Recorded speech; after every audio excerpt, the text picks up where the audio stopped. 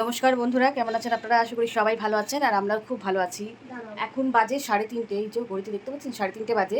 তো দুপুরবেলা 2টোর সময় আমার পিসি খবর দিল যে আমার বড় পিসির যে মেয়ে, বড় মেয়ে, আমাদের দিদি, বড় দিদি, সে হঠাৎ করে কাল তার শরীর খারাপ হয়ে গেছে, সে হসপিটালাইজ করতে হয়েছে তাকে। তার দেখার ভিজিটিং আওয়ার্স হচ্ছে কি 4টে থেকে 5টা। এদিকে বাইরে অনবরত বৃষ্টি পড়ছে, কিন্তু একটু দেখতে না গেলে হয় বলুন?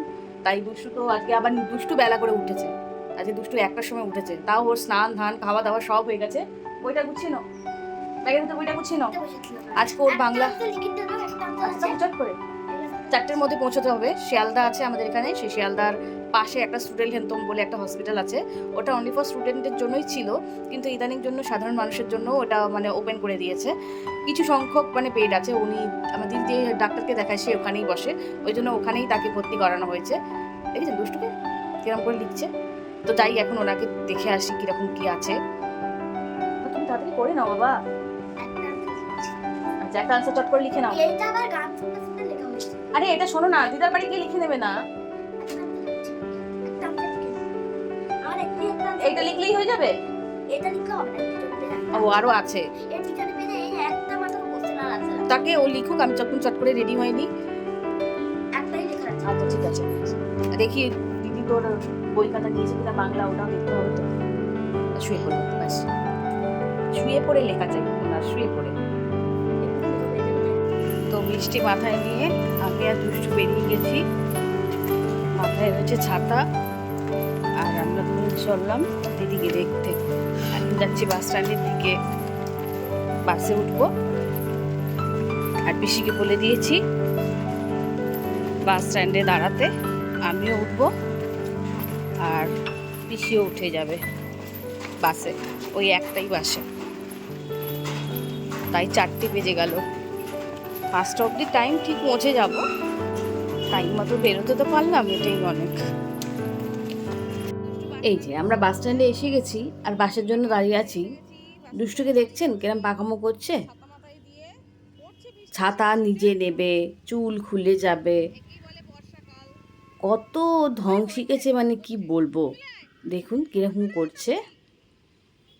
এই যে বাসে উঠে গেছি, দুষ্টু একদিকে বসেছে আর আমি উল্টো দিকে বসেছি। বারবার আমার দিকে তাকাচ্ছে, মা আমার কাছে এসো।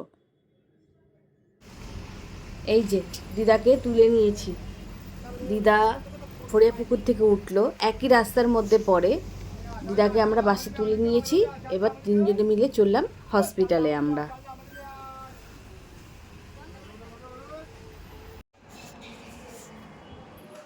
ফোন অ্যালাউ নেই, তাই আমি বাইরে থেকে, ওই যে দেখা যাচ্ছে পিসি আমার কথা বলছে, ওটা হচ্ছে আমার বড়দি, হাতে স্যালাইন চলছে জানেন। ডিহাইড্রেশন হয়ে গেছিলো, বর্ষা তো, বর্ষাকালে পেট খারাপ হয়। হসপিটালটা পুরো পরিষ্কার, এত পরিষ্কার আপনাকে কি বলবো। ভিডিও করা যায় না, তাও আমি একটু করলাম, আপনাদের দেখাবো কোন দিদির কাছে দেখা করতে যাচ্ছি। এই বাসে উঠে গেছি আমরা, এবার যাচ্ছি দিদার বাড়ি। দিদার বাড়ি গিয়ে তারপর একটু টিফিন খেয়ে দুষ্টুকে নিয়ে বাংলা কোচিংয়ে যাব। আমি আর দুষ্টু মিলে টিফিনটা কিনে নিয়েই ঢুকলাম। একটু চাউমিন কিনলাম, দুষ্টু চাউমিনটা খেতে ভালোবাসে তো, একটু চাউ কিনলাম। এই যে দুষ্টু বুড়ি এখন বসে বসে চাউ খাচ্ছে।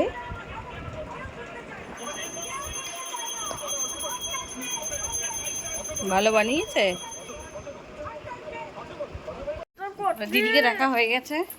দিদার বাড়ি টিফিন খেলো দুষ্টু, এবার যাচ্ছে বাংলা কোচিনে। যাবো, সোনুকে নেব, তারপরে কোচিনে ঢুকবো। তোমার তো কিছুই ইচ্ছা করে না? না, আমার কোচিং যাবার ইচ্ছে করছে না। কোচিন যেতে ইচ্ছা করছে না। কেঁদে ফেলি।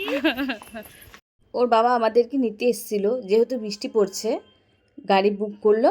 আমরা সবাই মিলে একসাথে গাড়ি করে বাড়ির দিকে রওনা দিলাম। এই যে, আর বাইরে দেখতে পাচ্ছেন কিরকম বৃষ্টি পড়ছে, ছিটে ছিটে ছিটে ছিটে, আর সেই রকম ট্রাফিক জ্যাম। তো আমরা বাড়ি ফিরে এসেছি,